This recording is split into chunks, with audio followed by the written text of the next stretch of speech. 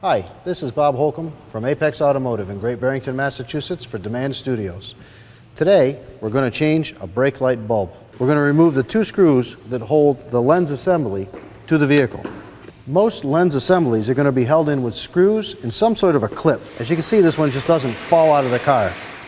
I know that it's loose in the front section, but the rear section is stuck. So I'm going to give it a good swift to break it free. Once the lens assembly is free, and the brake light we know to be on the top, we're going to remove this assembly.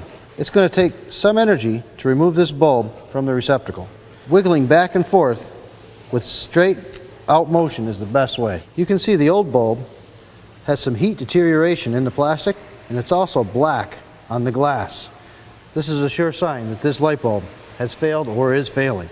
The new one is clean and has no heat deterioration. You can also see that this is a dual filament bulb. It incorporates a brake light as well as a running light.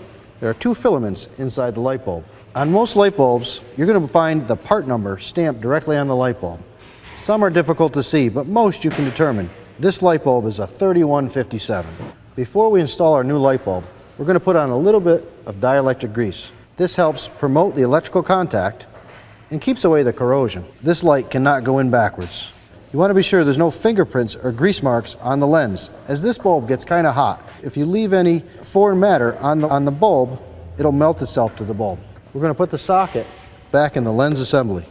Then we're going to reinstall the lens assembly. These two tabs go in these two holes. Once they're lined up,